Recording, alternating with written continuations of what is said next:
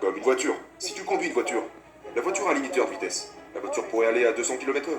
Mais le limiteur de vitesse pourrait être réglé à 150 km/h. Une fois que le limiteur de vitesse est réglé sur 150 km/h, la voiture veut y aller. La voiture veut y aller, mais ce foutu limiteur de vitesse lui dit 1-1.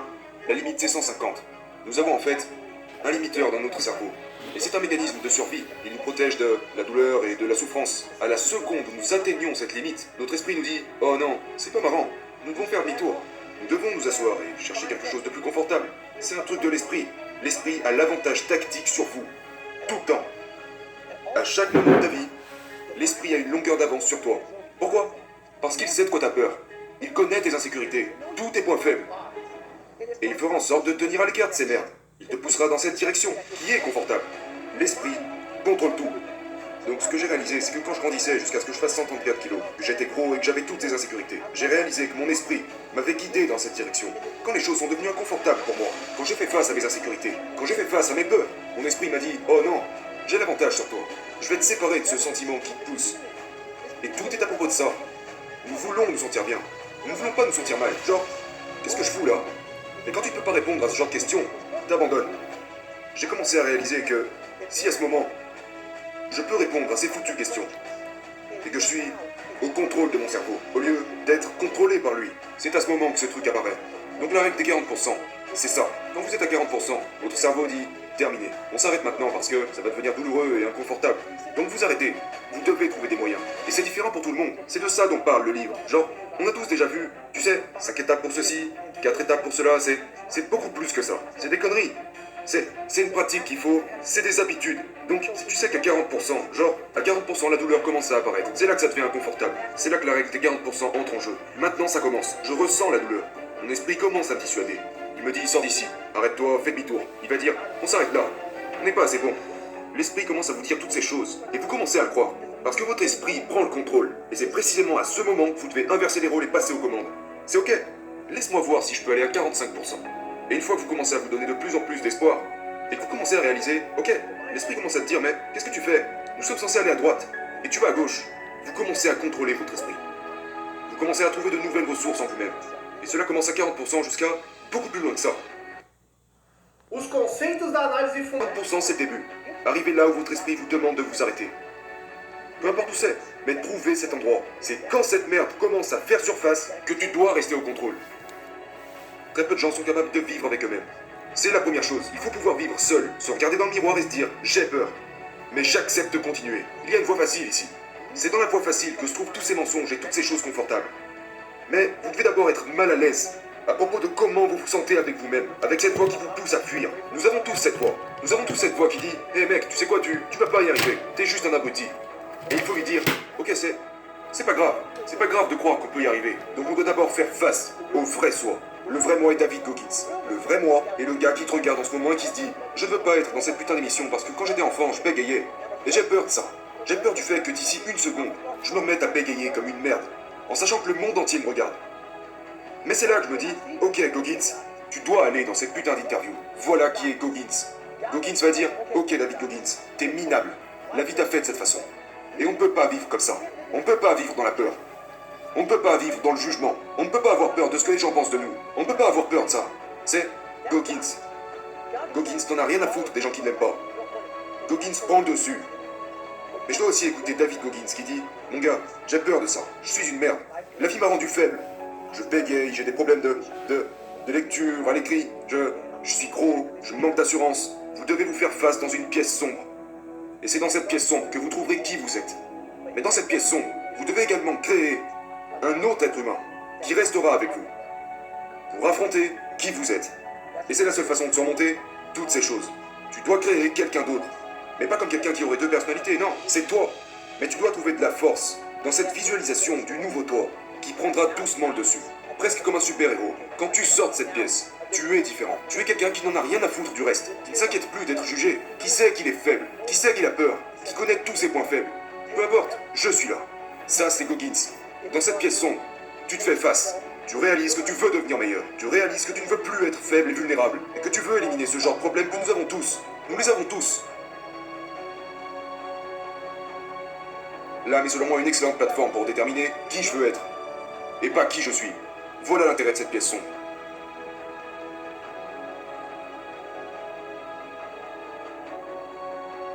Je me suis vu dans ce miroir, a révélé beaucoup de mauvaises choses. Beaucoup de choses que j'essayais de cacher derrière une apparence. Je me regardais dans ce miroir en me disant, mon Dieu mec, vraiment, tu crains, t'as créé un personnage. Ce n'était pas moi. Ce n'était pas qui j'étais à l'intérieur. Mais j'avais peur que quelqu'un découvre qui j'étais à l'intérieur. Donc, dans ce que j'appelle le miroir de responsabilité, j'ai vu qui j'étais vraiment. J'avais un niveau de lecture de 3e année. Et c'est quelque chose de difficile à admettre quand t'es au lycée, quand t'as traversé toutes ces années en copiant sur les autres. J'étais stupide. Les gens disaient « Oh, mais il a juste quelques troubles d'apprentissage ».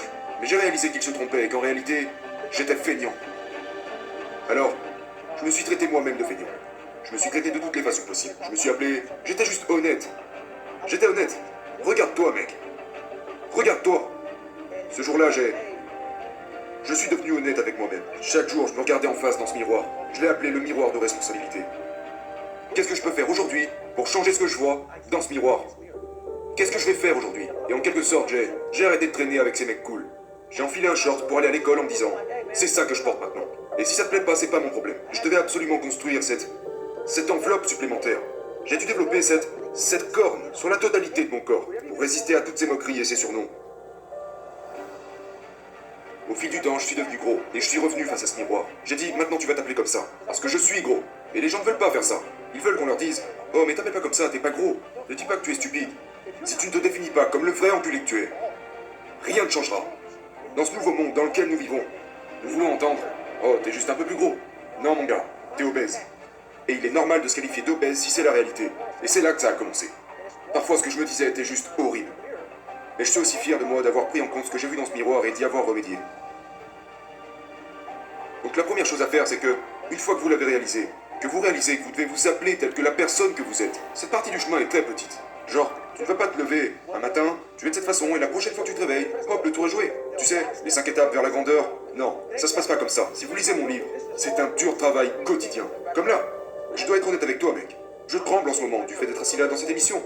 Je suis un introverti. Vous devez traiter avec vous-même et vous faire face. Vous devez vous faire face tous les jours. Vous devez le faire chaque jour de votre vie. Donc vous dites, ok, genre, si t'es obèse, tu dois perdre du poids. Comment? La patience. Tu dois être patient dans le fait d'accepter qui tu es en ce moment. Je suis gros. Je ne m'aime pas. Accepte le fait que si tu perds 1 ou 2 kilos par semaine, c'est un énorme accomplissement. Tu dois vivre dans ton propre putain de monde. Vous ne pouvez pas vous comparer. C'est une course dans laquelle vous vous retrouvez complètement seul. Et c'est vraiment à propos de vous. J'avais des tonnes de post-it collés partout sur mon miroir. Je ne voulais pas être meilleur que John ou être aussi rapide qu'un tel. Ok David, hier t'as fait ça. Aujourd'hui, notre prochain objectif, c'est ça. Donc j'avais des objectifs annuels, hebdomadaires, des objectifs quotidiens, des objectifs pour chaque heure de la journée, et j'ai beaucoup menti en grandissant. Je voulais être accepté. Un des objectifs était passer une journée sans mentir. Passer un jour. Et puis, quand je mentirais à quelqu'un, je dirais « Hé mec, je m'excuse, je t'ai menti tout à l'heure. Est-ce que tu sais à quel point c'est dur d'aller retrouver quelqu'un et de lui dire « Tu lui as menti ?» Donc j'ai trouvé ces moyens d'une absolue responsabilité. Genre, aujourd'hui, je devais courir ce matin. Avant de venir ici. Pourquoi? Parce que c'est à propos de ça. L'esprit, le corps, l'entraînement.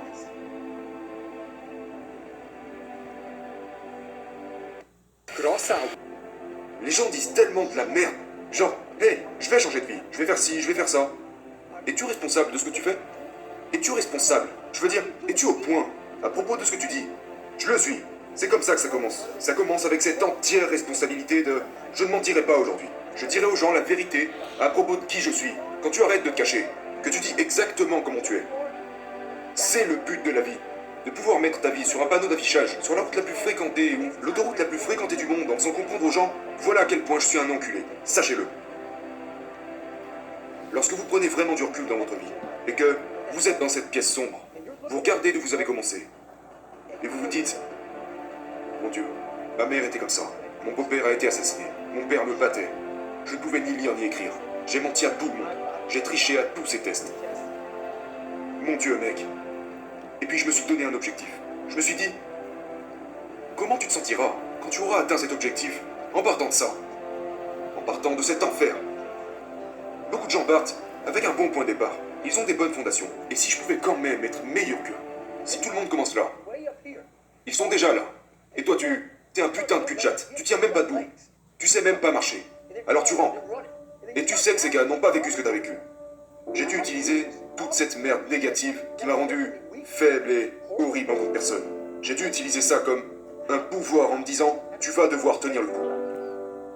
Et peut-être que c'est exactement ce dont tu as besoin. L'obscurité était exactement ce dont j'avais besoin. Tout est dans la façon dont vous percevez votre situation. Vous devez l'accepter. Vous devez d'abord l'accepter avant de pouvoir y remédier. Beaucoup de gens se promènent genre « oh, tout va bien, je suis bien ». Non, tu l'es pas. Vous devez accepter ce que vous n'êtes pas. Mais les gens ne veulent pas le faire. Et c'est pourtant la seule façon de résoudre le problème. Vous devez l'accepter avant de pouvoir commencer cette marche. Et beaucoup de gens ne commenceront jamais cette marche. Ils ne commenceront jamais ce parcours parce qu'ils vivent dans cette fausse vie. Tu ne peux pas regarder cette gigantesque liste et vouloir tout régler en même temps. Non. Tu prends le premier de la liste. Je veux être plus intelligent. Pour moi, c'était crucial. Je dois devenir plus intelligent. J'avais de telles invalidités que je n'arrivais pas à retenir quoi que ce soit. Je devais donc, pour obtenir cette chose, élaborer une stratégie. Comment est-ce que je vais faire ça? Je ne pouvais pas apprendre aussi vite que toi. Je ne pouvais pas apprendre comme qui que ce soit. Comment vais-je y arriver? Donc j'ai dû chercher. Quels sont mes points forts, mes points faibles? Ok. Comment je vais faire? J'ai trouvé un moyen de le faire. J'ai conçu une stratégie en fonction de mon approche à l'apprentissage, à cette époque. Disons que j'avais un gros manuel à étudier.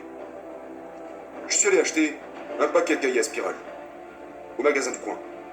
Et chaque page, j'ai dû remplir chaque page. Je devais écrire la même chose, encore et encore. Peut-être 10 pages pour la même chose. J'avais 18 mois avant de repasser ce test. La plupart des gens se seraient dit, je ne suis pas intelligent, je ne réussirai pas ce test. Et j'ai réalisé, attends une seconde, je ne suis pas intelligent. Mais comment pourrais-je y arriver? Comment pourrais-je surmonter cet obstacle? J'ai besoin d'apprendre. Je dois maîtriser ce manuel d'ici 18 mois. Et je dois donc prendre 18 mois pour réécrire chaque page de ce manuel, encore et encore, pour pouvoir juste m'en souvenir. Donc, quand j'avais affaire aux questions, j'avais écrit cette question et sa réponse tellement de fois sur papier, que je pouvais me dire, ok, à la page 71, je me souviens avoir vu ça. C'est de cette façon que j'ai pu passer ce test. C'est comme ça que je l'ai fait. Donc, vous devez élaborer une stratégie pour chaque problème de votre vie. Décomposez lentement le problème. Ne pensez pas à tous les problèmes que vous avez, juste un à la fois. Aujourd'hui, les gens sont médiocres. Ils essayent de trouver des raccourcis, et ils se comparent les uns aux autres. Disons que nous sommes 10 personnes dans cette salle, et que nous sommes tous médiocres. Mais, je suis le meilleur, parmi ces gens médiocres. Donc maintenant, je pense que je suis le meilleur. Je suis le meilleur. Nous nous entourons de gens qui nous font nous sentir bien, qui nous disent ce que nous voulons entendre. À la seconde, nous nous rapprochons de gens hors du commun. Nous n'aimons pas ce sentiment. Nous ne voulons pas nous entourer de gens qui se lèvent à 3h30 du matin et qui nous réveillent en nous disant « Hey, bouge-toi le cul, on va courir !» On n'aime pas la difficulté. On veut s'entourer de personnes qui nous disent quand on se sent pas bien « Oh, c'est pas grave, mec. Prends un jour de congé. On va prendre une pizza et regarder un match. » Nous aimons ça. Nous aimons ce sentiment. Pourquoi? Parce que, tu comprends, c'est suffisant, nous sommes bons, mec. Je ne veux pas ça. Moi, je veux qu'un enculé vienne me dire « Non, mon gars, ça suffit. Bouge-toi le cul maintenant. Et arrête d'être une merde. » Personne veut ça. On ne veut pas de cette personne qui remet constamment en question nos faiblesses. On veut cette personne qui, tu sais, fait en sorte qu'on se sente bien et en sécurité. Ça, c'est la médiocrité. Nous voulons être les meilleurs parmi les gens moyens. Les gens me demandent comment tu restes motivé tout le temps. Eh bien, après avoir accompli quelque chose, je ne vais pas m'asseoir comme beaucoup de gens diplômés. Ouais, je suis diplômé ici, je suis diplômé là-bas. Ils se sentent à l'aise. Et puis ils se demandent, mais pourquoi je deviens faible? Je ne veux pas perdre tout ce que j'ai. Ce qui se passe, c'est que, une fois que tu as atteint le sommet de cette putain de montagne, devine ce qui se passe. Bah, c'est bon. Tu te sens bien maintenant, alors pourquoi redescendre? Parce qu'une fois que tu es au sommet de la montagne, tu ne peux pas aller plus haut. C'est ça la médiocrité. Il y a beaucoup de gens dans la médiocrité qui ont un joli diplôme. Mais c'est tout. Ils ont conclu un bon deal, ils ont un jour gagné beaucoup d'argent. Ils pensent qu'ils sont bons. Ils sont médiocres. Qu'est-ce que tu comptes faire aujourd'hui, demain et après-demain? C'est pourquoi je n'écoute pas les théoriciens. Je n'écoute pas toutes ces conneries. Je veux être le gars qui... Qu'est-ce qui va pas? Je suis fatigué. Pourquoi je suis fatigué? Parce que demain, je vais refaire la même merde une fois de plus. Peu importe ce que c'est. Peu importe si ça me donne la nausée, que je suis malade, que ça me fait mal. Ça ne s'arrête pas. Et c'est la personne que j'ai décidé de devenir. Une personne qui a acquis des connaissances. Qui a acquis des connaissances par la souffrance. Parce qu'à l'autre bout de la souffrance, se trouve un monde que très peu de gens, très peu, ont déjà vu. C'est un monde magnifique. Parce que c'est là que tu découvres qui tu es. Et tu ne le trouveras pas ailleurs. Tu le trouveras à l'opposé de... Comme pendant ma course de 160 km où j'ai couru pendant 24 heures. Là, je me suis trouvé. À l'autre bout de cette putain de course. À la fin de ces 19 heures, j'ai vu... Waouh. Il y a un autre monde là-bas. Que je n'avais jamais vu. Qui est dans mon esprit. Et voilà le problème de la médiocrité. Elle est contagieuse.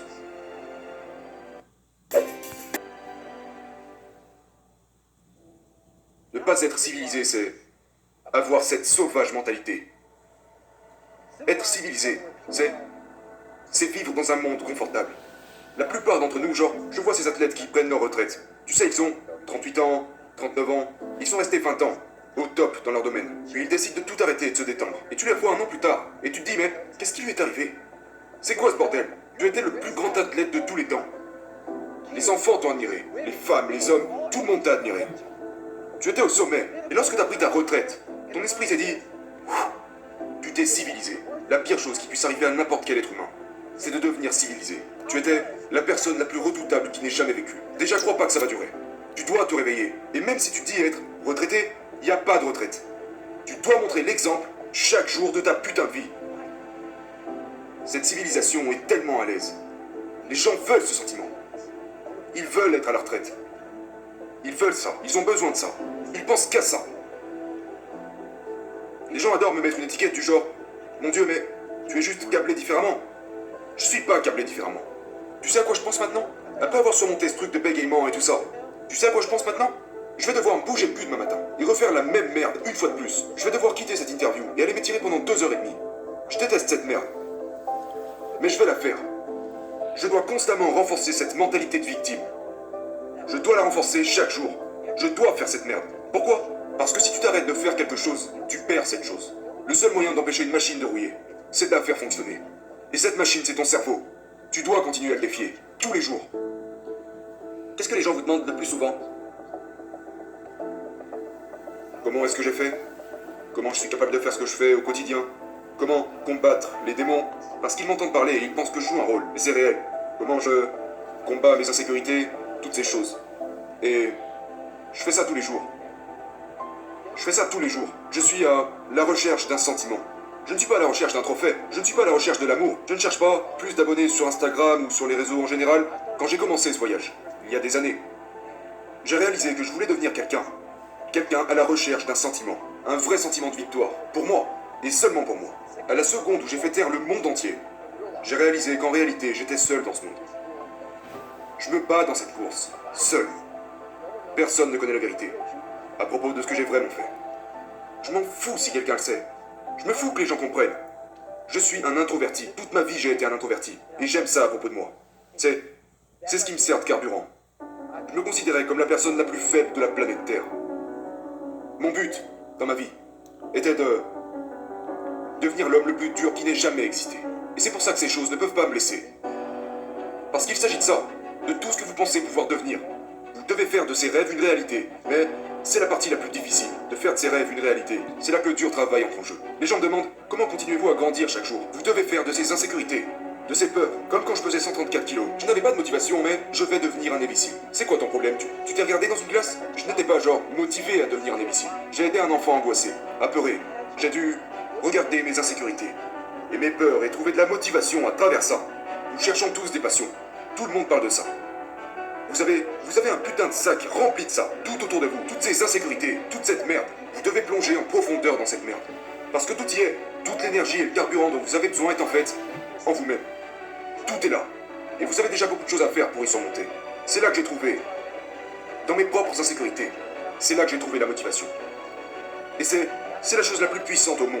Quand vous pouvez trouver la motivation dans vos propres doutes, vos propres peurs et vos propres insécurités, vous deviendrez vraiment inarrêtable.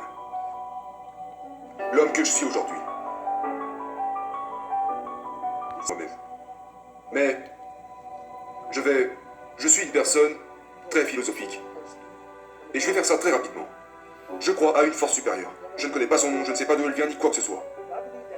Disons qu'il y a un homme là-haut, ou une femme, ou peu importe. Et il a un tableau. Et quand est né, il écrit David Goggins. Né le 17 février 1975, à 6h du matin. Et il écrit ma vie depuis là-haut, puisqu'il peut tout voir. Mais il sait aussi ce que je suis censé être. Il sait qui je suis censé devenir. Tu meurs, et t'arrives au soi-disant paradis. T'arrives au paradis, tu fais 134 kilos. Retraité en tant qu'exterminateur cafard. Ok, très bien, c'est juste un travail, peu importe. Je monte là-haut, et Dieu me regarde et me donne ce tableau. Sur ce tableau, il est écrit que j'étais censé devenir un imbécile. Que j'étais censé faire 83 kilos. Que j'étais censé devenir l'homme le plus résistant de la planète Terre. Tout ça. Mais maintenant t'es au paradis, c'est terminé, et t'es comme, mon Dieu, j'étais censé vivre cette vie. J'étais censé vivre cette vie. Et ensuite tu réalises que la raison pour laquelle nous espérons, nous prions, nous faisons ci et ça, ne fonctionne pas. Parce que tout ce qui est censé arriver n'arrivera pas par magie. Non. Je crois que mon travail sur Terre et de surpasser tout ce qui est dit sur ce tableau. Je veux en trouver davantage. Tout ce que je pourrais. Et c'est dans ce putain de sac que tu dois plonger pour en trouver plus. Parce que si tu ne veux pas y aller et te faire face, tu ne trouveras rien. Mon gars, si tu veux vivre en surface, vis en surface. Mais si après la mort, il y a un endroit où aller, un jugement, tu pourrais y aller et voir un tableau. Et sur ce tableau, il y a le putain de battant que tu aurais dû être. Et maintenant, tu vas devoir passer le reste de ton existence à penser à ça, genre, j'aurais pu vivre une vie bien meilleure. Et si j'avais juste souffert un peu plus? Et si j'étais allé dans cette merde, en réalisant que je pouvais en faire tellement plus, dépasser mes peurs et les 40%. À la place, j'ai succombé à mes peurs. Et je me suis arrêté. C'est pourquoi j'utilise beaucoup la visualisation. Je fais en sorte que cet autre monde, après peut-être qu'il n'existe pas, pour moi il existe. Pour moi il existe. Et je me surpasse tous les jours. Et pour le faire, tu dois trouver les bons outils. Et moi, c'est cet outil que j'utilise. C'est en ça que ça consiste. Vous êtes votre plus grand ennemi. Votre plus grand... La conversation la plus importante que vous aurez de toute votre vie. C'est celle que vous aurez avec vous-même. Vous vous réveillez avec. Vous marchez avec. Vous vous couchez avec. Et vous finirez par agir en accord avec. Qu'elle soit bonne ou mauvaise. Vous devez... C'est la chose qui revient le plus souvent dans le livre. C'est à propos de vous. C'est à propos de vous. Il s'agit strictement de trouver qui vous êtes. Tellement de gens meurent jusqu'à 100 ans sans jamais trouver qui ils sont. Ils se sont jamais trouvés. Vous devez vous regarder dans ce miroir et reconnaître que il y a tellement plus à faire. J'aurais littéralement pu être un gars de 134 kilos en train de pulvériser des cafards. Encore aujourd'hui. Et si je ne m'étais pas regardé dans ce miroir en me disant il doit y en avoir plus que ça, je ne serais pas ici. Je suis allé profondément en moi et j'ai donné tout ce que j'avais pour me trouver. Donc c'est vraiment de ça que je parle. J'ai travaillé sur moi-même. Si dur. Que je suis devenu une personne qui a enterré son ancienne version d'elle-même pour se trouver là aujourd'hui. Il ne s'agit pas de lire un livre d'un théoricien ou... Il s'agit de durement travailler sur soi-même et de dire « Je ne sais pas comment je vais faire ça. Mais je sais que pour aller de l'autre côté, je dois grandir à travers de vrais efforts.